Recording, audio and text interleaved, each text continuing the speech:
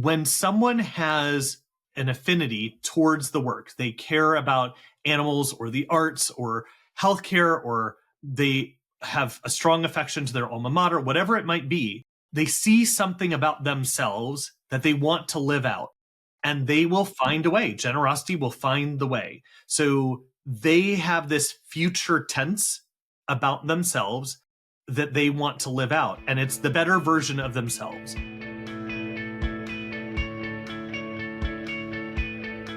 Welcome, everybody. I am so excited to be here today with my friend, Cherian Koshy. Cherian, welcome to What the Fundraising. Thanks so much, Mallory. It's so great to see you. It is always good to talk to you. And every conversation we have, I learn something, think about something differently, end up quoting you later. And we have a super special conversation today because we get to talk about your upcoming book.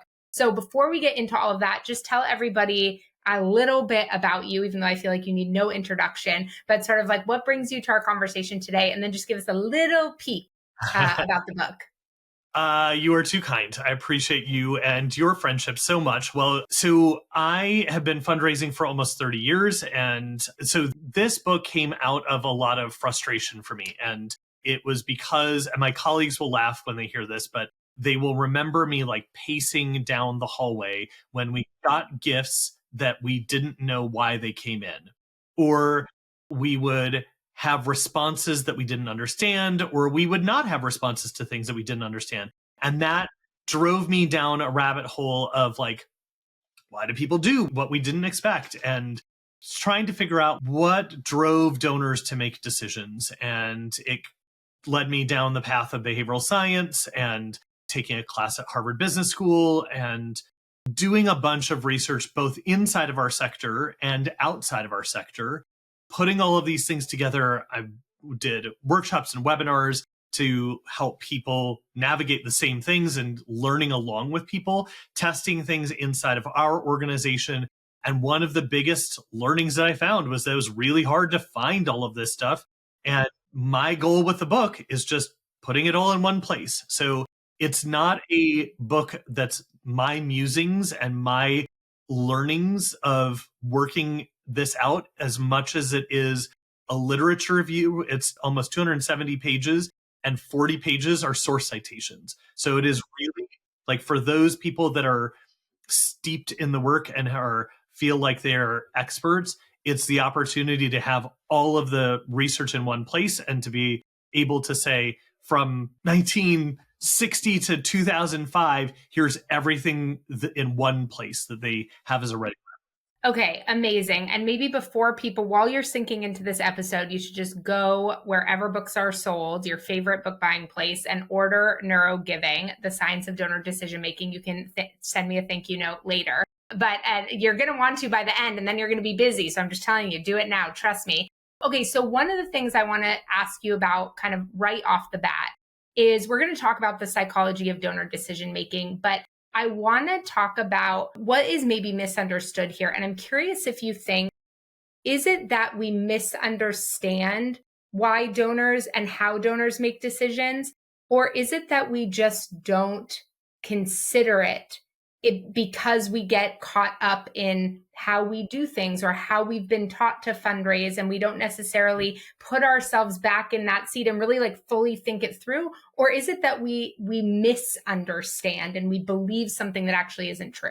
So yes, and I mean, I think you and your work does a lot around how fundraisers are in a different place and need to get into a different place around their own thinking. And that is absolutely true. I think it's also the case that fundraisers may be misunderstanding how donors are thinking. And so the science indicates that most people they start out as generous. So there's studies that indicate that pre-linguistic babies will get woken up from naps and they're hungry, and they put them into a room with an adult who will drop a strawberry. And so the kid's hungry, they'll pick up the strawberry and give it to the adult. So they've done this over multiple studies. Meta studies indicate that kids will demonstrate empathy and altruism and generosity. Now, there's lots of things that come into play. And as people grow up and they think that people will take advantage of them, and cultural dynamics that come into play. But the whole point there is that we start telling ourselves stories about what it means to be generous. And then as fundraisers, we carry our own baggage, and you do all of that work as well. But we then start to create all of these other barriers around what the nonprofit's supposed to do and how we're supposed to transact gifts and what that looks like, that makes it so complicated for someone to just do what they most want to do. And we make the assumption that wealthy people are generous, which is absolutely not necessarily true.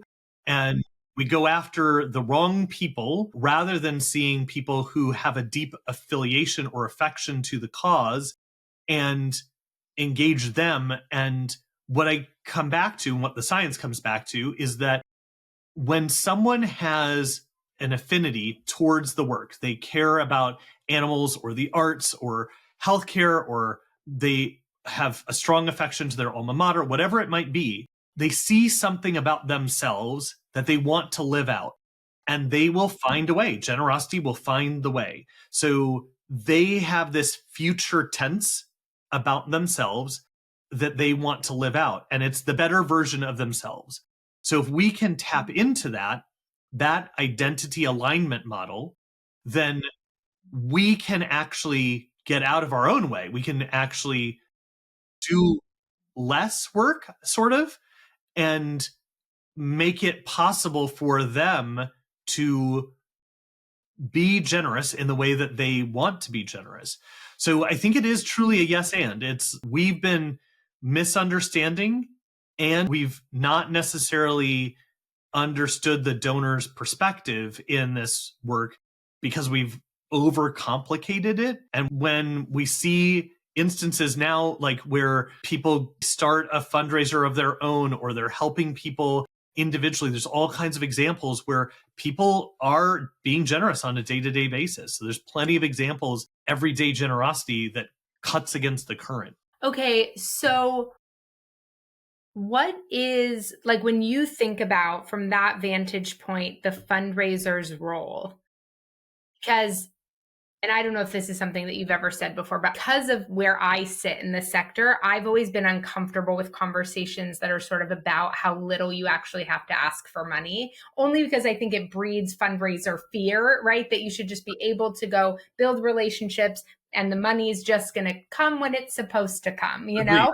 But I also really appreciate what you're saying.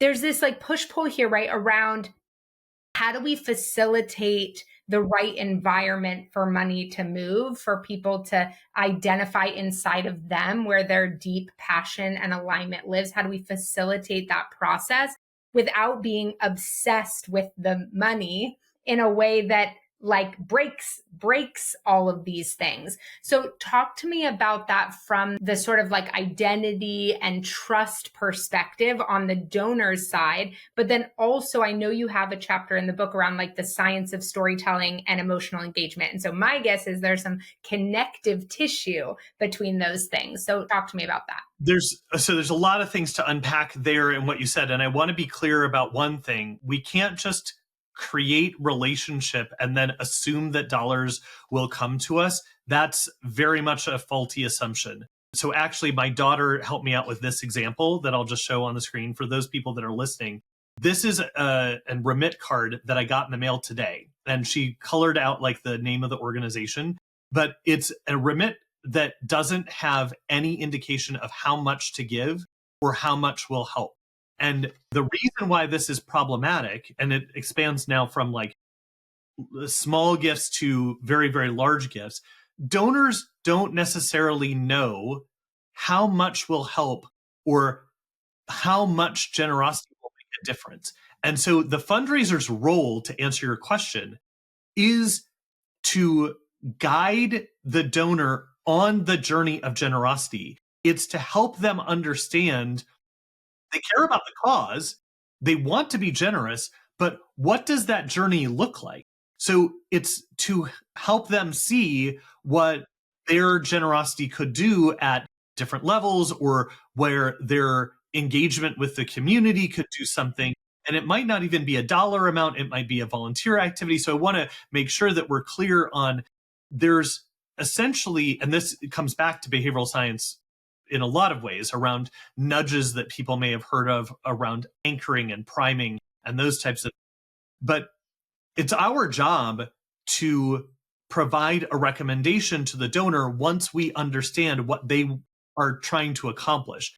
But also on the kind of caveat side of that, it may be the case that what the donor wants to accomplish is not appropriate, is not aligned with what the organization's trying to do, what's best for the community. So at some point, we may find a disconnect between the organization and the donor, and we may just say, this is not the right fit, and that's okay.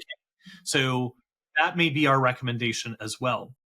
But to your other question around identity and storytelling, the biggest issue that I see is that we talk about storytelling at a very high level around the idea that we should tell stories.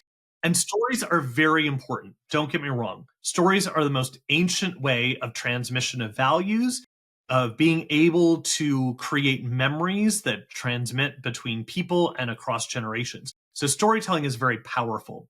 However, sometimes fundraisers think that any story is a good story or that any emotional story is the right story to tell. But that doesn't necessarily connect to the right story for the donor at the right time. And what I mean by that is sometimes people feel like we need a tear-jerking story because that will drive the right emotion for the donor to make them give to our organization. But in reality, not all donors need or want that type of story at the time that they're thinking about giving. It's really about understanding what is the donor's connection to the cause. So the way that I think about that is what drew the donor into their affinity to the organization. It might be nostalgia. It might be that they were helped by that organization, or they have some community tie to it, or there's a moral belief that they had that pre-existed their own family relationship to giving or generosity, any number of things. And then whatever that is to where they are in the present and their current relationship to the organization. And then where do they see their relationship to the future of the cause related to the organization? So if we keep telling very sad stories, what happens is actually a concept called compassion fatigue, which is very different from donor fatigue. Let me be very clear. Compassion fatigue happens when our brains essentially shut down and say, my brain can't handle all the sad news all the time. I just need to move away from this because I can't process all of it.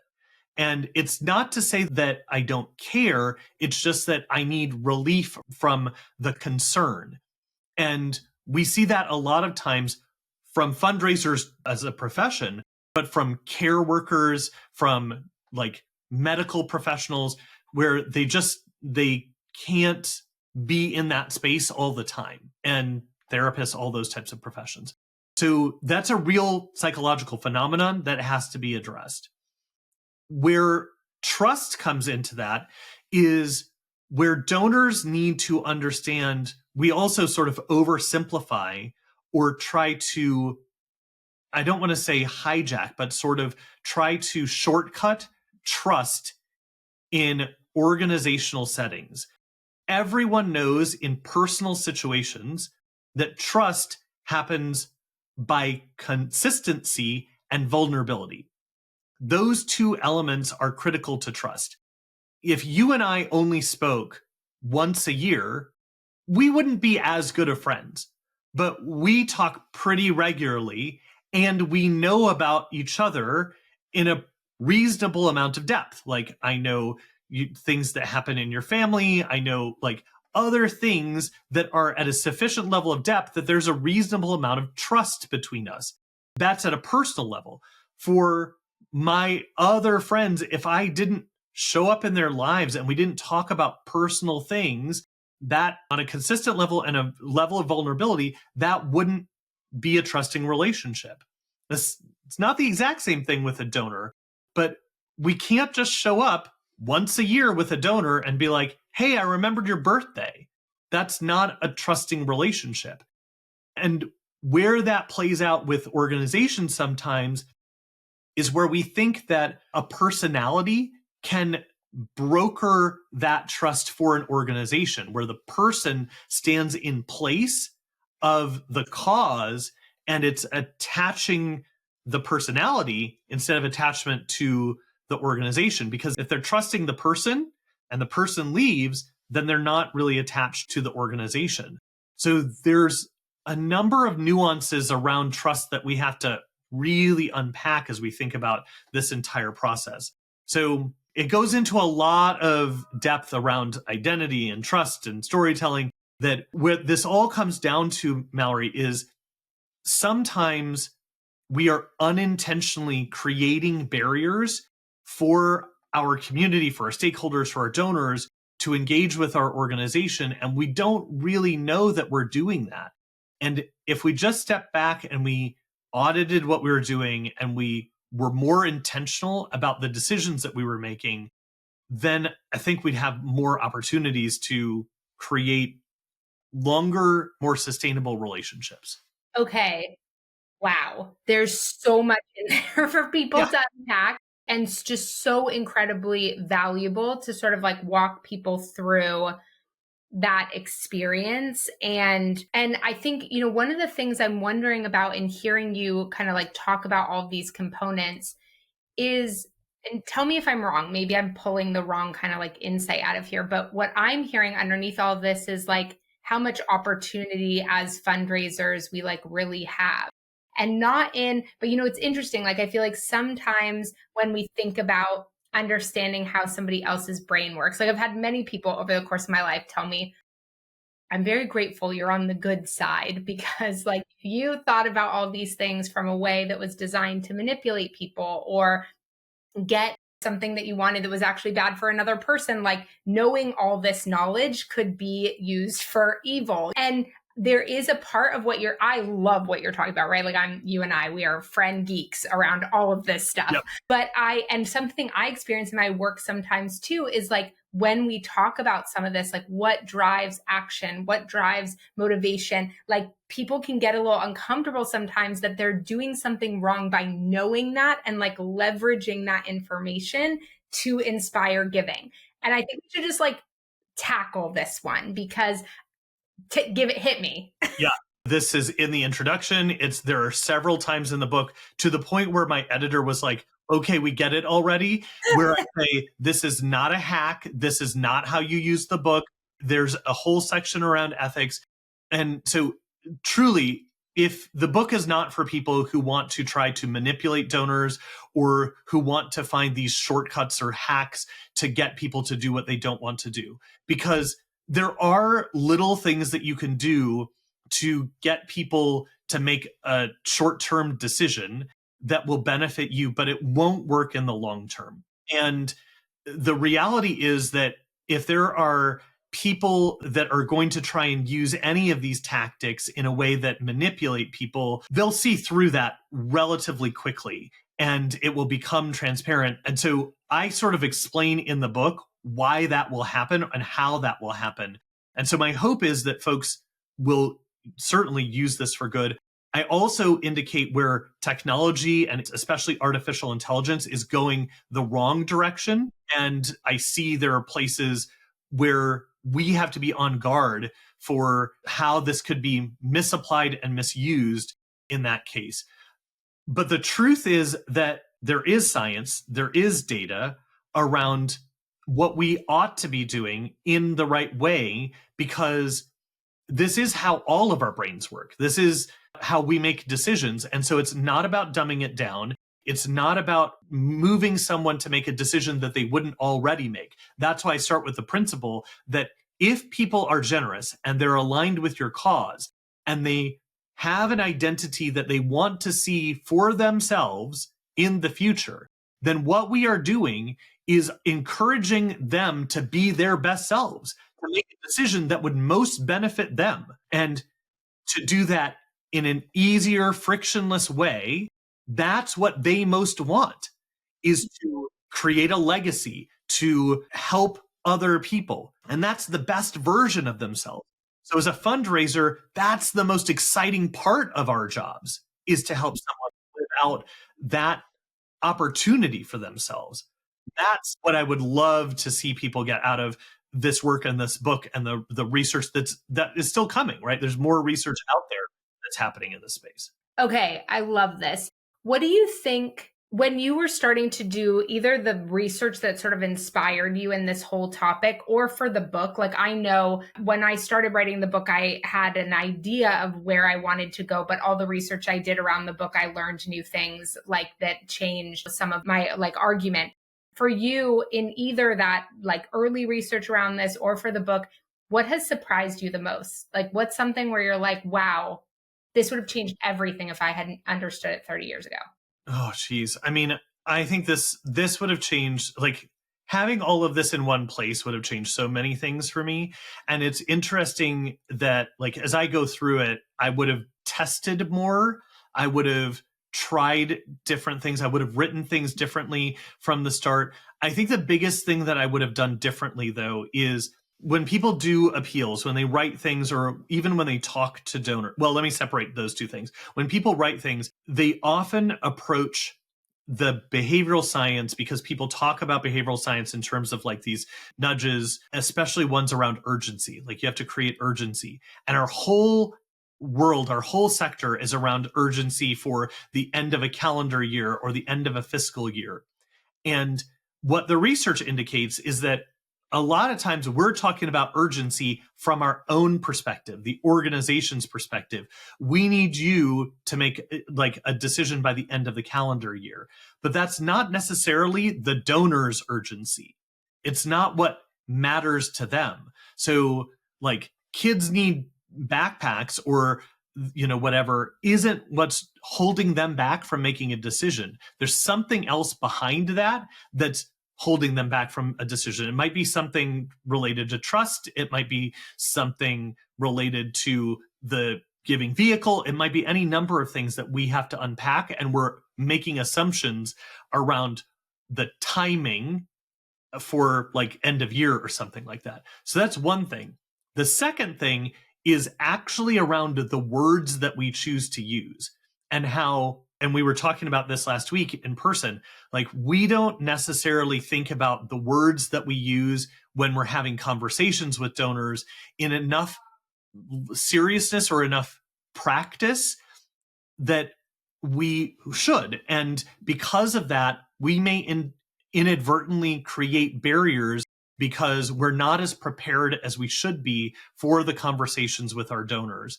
And there are all kinds of examples around individual conversations where the language that we choose, the phrasing that we choose, all have intentional or unintentional implications on how a donor perceives the work that we're doing.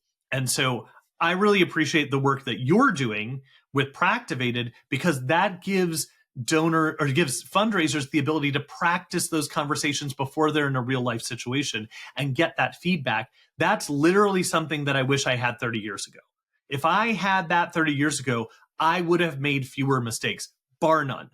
Bar none. I went into a lot of donor conversations 30 years ago and said something that I should not have said and immediately knew, oops, I shouldn't have said that. Or I walked out of that conversation and the donor was confused, and I didn't know that the donor was confused until well after. And had I practiced, or had I known that that would have confused the donor, I could have done something different. But this is the opportunity that we have in this day and age to be able to work in a sandbox environment, to try it out, to use the knowledge that exists of what should the language look like, what do those words mean, and be able to get feedback on it. Well, thank you for those kind words about Practivated. And, I just want to say, like, I wish that the words didn't matter so much. Like it's interesting, like running Practivated and it is the tool I wish I had too. Not even just for the words, but just the whole, like how it would have changed my energy, my ability to connect, my openness to those conversations. Like it would have changed everything for me. And yes, I would have slapped my face a lot less, like leaving donor meetings, I like was forever that emoji with the woman slapping her face, like, oh man, I can't believe I said that. Every single person has been there. In their Yes. personal life, in their professional life, everyone has been there. Yes. Yes. And I wish it wasn't so easy to ruin a moment. Like I think there's like this part of me that like hates that it's that easy to like break something like that, but it is. And I think your research around how much it matters what we say and how we say it was something I really needed to read and be reminded of, because I think there's a part of me that like just feels like it shouldn't be that way, and that's not fair, and life is too dynamic, and why can't we just give everybody the benefit of the doubt? But it just isn't how it works. Yeah. And I mean, so a bunch of chapter 4 talks about the neurolinguistic implications of like our brain makes these microsecond decisions about the words that we hear and thinks about them in a way that we don't even consciously process. And so in those moments, we're not giving people the benefit of the doubt. Even if we want to give them the benefit of the doubt, the brain's already decided, and it shades how we think about the rest of the conversation. So what I talk about with leaders all the time is you may have the benefit of 30 years of experience. Like you and I have gone through this process. We have the benefit of having made those mistakes, but do your other teammates have that same benefit? Or are you throwing them into a baptism by fire of having to learn it by trial and error, of going through a meeting with a donor to figure out how to say, what to say, and experiencing it in a real, actual situation where a donor gets confused, where a donor doesn't understand. And that risks trust. It risks relationship. That's not what you want. No one wants that. So they need the coaching in advance. They need the practice in advance. They need to understand the science in advance. That's what all of this is about. Okay, wait, can I ask you one more question? Yeah. Because It's your podcast, I just had this light bulb moment. It's interesting because a lot of times we'll hear people say, like, if, when we're talking to them about Practivated, I'll ask them, like, what are you doing right now to like help your folks like put in these reps and build this muscle memory and this practice and their language and find their voice. And they'll say, well, we have them try to start with the lowest stakes donor conversations. And I think that's how I maybe would have talked about it. And I don't actually mean lowest stakes, like lowest capacity. I think sometimes that's what leaders mean. Sometimes what they mean are the people who they think are going to give them the most grace. And what I'm hearing you say is like, that's not a thing, because people don't always decide consciously whether they're giving grace or not. That's right. That's right. That's exactly right. So even a quote unquote friendly donor is not actually able to make that decision consciously. So like, if we're in a real situation with a real donor, they're processing that information as a real donor. So they don't have the ability to not react to those words, to those phrases. The only way to do a real role play is with a real person who is acting as the donor and not being the person, right? Like not being the donor in that situation. So if you and I were role playing, that's one way of accomplishing it. But the challenge with that is it's scripted, right? Like exactly what the other person's going to say. There's no dynamic element to it. Even if there is, it's just you have an expectation around it, right? Like it's fixed, right? So I'm going to say what I'm going to say. You're going to say what you're going to say. It's assumed. So there's only so much time that you and I can do that role play. But if it's a real life situation with a real donor, the brain moves faster than the mouth. The brain is going to make those decisions. That's what heuristics are all about. Those brain chemicals are firing prior to the mouth making those decisions and prior to the conscious decision occurs. So with all due respect to whoever's saying that, I don't believe that, and it's not actually true. Yeah, I mean, I think I believed it for a period of time. Okay, I could talk to you forever. Other than people buying the book, again, please, I'm going to tell you one more time. You can send me a thank you note later. Cherian Koshy, Neurogiving, The Science of Donor Decision Making. Is there anything else you want to leave folks with? Where can they connect with you, etc.? So Neurogiving book, if they want to pre-order the book, and there's a bunch of pre-order bonuses for people that pre-order the book, and anybody who listens to this podcast, there's a special pre-order bonus for them that's not available to anyone else, just for being fans of Mallory Erickson. Oh my gosh, you're so amazing. Thank you for this conversation and for all the work that you do to support fundraisers and fundraising and all this research and just pouring everything into this for everybody. So thank you so much. Thank you for having me on. Thank you for all the work that you do. And thanks for being my friend.